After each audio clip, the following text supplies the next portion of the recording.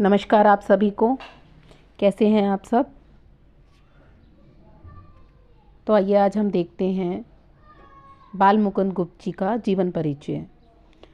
बाल मुकुंद गुप्त जी का जन्म सन 1865 में ग्राम गुडियानी, जिला रोहतक, हरियाणा में हुआ। इनका संबंध रेवाड़ी जिले से ही है।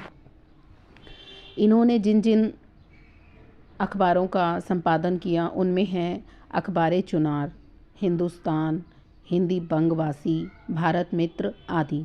और इनकी जो प्रमुख रचनाएं हैं वो हैं शिव शंभू के चिट्ठे, चिट्ठे और खत, खेल तमाशा। इनकी मृत्यु सन 1907 में हुई।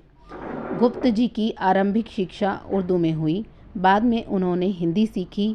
विधिवत शिक्षा इनकी मिडिल तक प्राप्त की, मगर सब अध्याय से काफ़ी ज्ञान अर्जित किया, यानी कि स्वयं पढ़कर काफ़ी इन्होंने ज्ञान ग्रहण किया।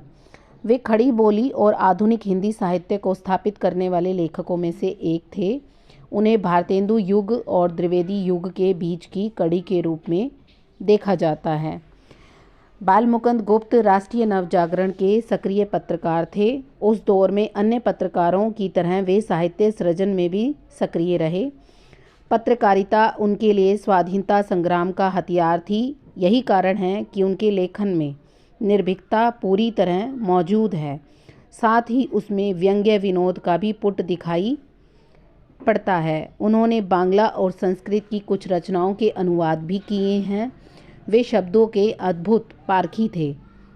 अनस्थिरता शब्द की शुद्धता को लेकर उन्होंने महावीर प्रसाद द्विवेदी से लंबी बहस की। इस तरह के अनेक शब्दों पर उन्होंने बहस चलाई। विधायी संभाषण उनकी सर्वाधिक चर्चित व्यंग्य कृति शिव शंभू के चिट्ठे का एक अंश है, जो कि 11वीं कक्षा के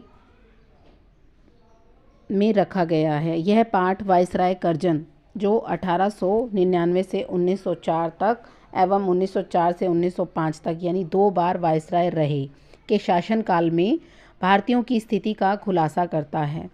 कहने को उनके शासनकाल के विकास में बहुत सारे उन्होंने कार्य किए, नए नए आयोग बनाए, किंतु अब उन सब का उद्देश्य शासन में गोरों का वर्चस्व यानी अंग्रेज़ों का राज्य स्थापित करना एवं साथ ही इस देश के संसाधनों का अंग्रेज़ों के हितों में सर्वोत्तम उपयोग करना था, यानी कि अंग्रेज़ों का लाभ होना चाहिए, भारतीयों का नहीं।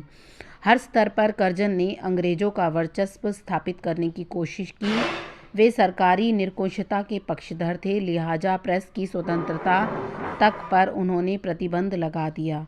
अंततः काउंसिल में मनपसंद अंग्रेज सदस्य नियुक्त करवाने के मुद्दे पर उन्हें देश विदेश दोनों जगहों पर नीचा देखना पड़ा। क्षुब्ध होकर उन्होंने इस्तीफा दे दिया और वापस इंग्लैंड चले गए। पाठ में भारतीयों की बेबसी, दुख, लाचारी को व्यंग्यात्मक ढंग से लॉर्ड कर्जन की लाचारी से जोड़ने की कोशिश की गई है। साथ ही यह दिखाने की कोशिश की गई है कि शासन के आताताई रूप से हर किसी को कष्ट होता है, चाहे वह सामान्य जनता हो या फिर लॉर्ड कर्जन जैसा वायसराय। यह उस समय का लिखा गया गद्य का नमूना है, जो पत्र शैली में लिखा गया है, जब प्रेस पर पाबंदी का दौर चल रहा था। ऐसी स्थिति में विनोद प्रियता, चुलबुलापन, संजीदगी, नवीन भाषा प्रयोग एवं रवानगी के साथ ही यह एक साहसिक गद्य का भी नमूना है। तो आपको ये मेरी वीडियो कैसी लगी मुझे कमेंट करके ज़रूर बताइएगा। अगर अच्छी लगी हो तो इसे लाइक, शेयर एंड सब्सक्राइब ज़रूर कीजिए। धन्यवाद।